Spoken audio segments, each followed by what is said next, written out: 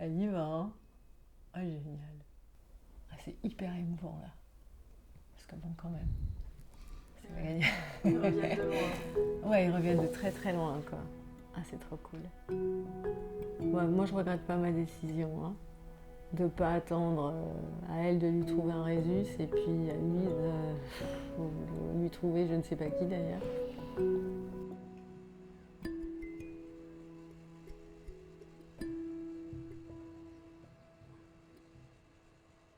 Qu'on voudrait, Agathe, normalement, tu es censée pouvoir rester la journée avec nous, donc tu sois dedans avec Soline, parce que d'abord, les animaux vous connaissent, donc tu vois, comme ça, vous êtes prêts, c'est bon. Donc l'idée, c'est que là, on va mettre la nourriture dehors, le plus possible par terre, dans les hamacs, dans les Scooby-Doo, un peu dans les Pulse quand même.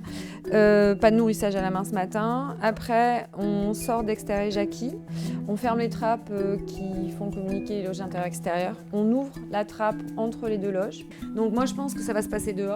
Normalement, il n'y a pas de raison. Donc on va attendre la première interaction. Ce qui est toujours très dangereux, c'est la première demi-heure. Je suis Odile Petit, je suis directrice de recherche au CNRS, mais je suis aussi la présidente d'Ethosphère, qui est une association qui s'occupe de bien-être animal, principalement dans le cadre de la retraite des animaux, c'est-à-dire la réhabilitation des animaux en fin de protocole expérimental. Alors les animaux dont nous nous occupons, c'est des animaux qui étaient utilisés en expérimentation animale, c'est-à-dire dans des laboratoires pour différentes recherches. Et depuis plusieurs années, plusieurs laboratoires sont impliqués dans la réhabilitation des animaux, c'est-à-dire quand les animaux ne sont plus utilisés, au lieu de les euthanasier, ce qui était la solution préconisée juste ici, on décide de pouvoir les sortir. On compare ça à de la retraite. Souvent, pour des questions de protocole, de praticité ou de compatibilité de partenaires, les animaux sont seuls dans leur cage pendant leur vie au labo. Et donc nous, ce qu'on veut leur offrir pour leur retraite, c'est une vie avec un partenaire ou plusieurs partenaires sociaux. Donc notre mission, c'est de resocialiser ces animaux, c'est-à-dire d'essayer de former des pairs compatibles sur le long terme. Ce que je disais ce matin, c'est toujours le problème, c'est que c'est nous qui prenons la responsabilité de les mettre ensemble. Voilà. Mais bon, c'est pour eux, hein.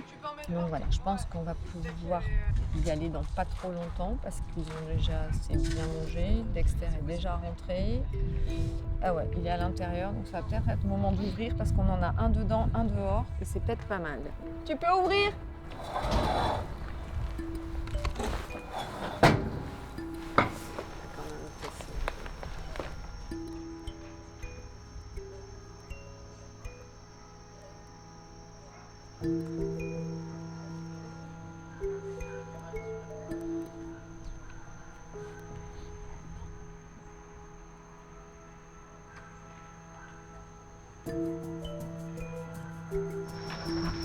Elle a eu peur. Dexter arrive, un petit grunt. Ouais. Des petits coups de contact. Elle le regarde. C'est du gentil, ça.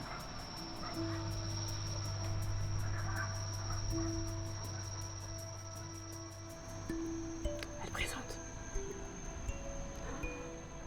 Alors pourquoi s'engager dans la resocialisation et surtout la réhabilitation des animaux en fin de protocole expérimental ? Eh bien, c'est quand un animal a rendu des services à la recherche, souvent pour le bien de l'être humain, il s'agit finalement de lui garantir une retraite bien méritée pour le remercier des services qu'il a pu rendre à l'espèce humaine et donc de réparer en quelque sorte le temps qu'il a donné pour l'être humain. Donc pour nous, ça fait partie d'une démarche éthique qui respecte l'animal et qui finalement sur une vie de 30 ans va lui donner la moitié de sa vie à vivre sans travailler.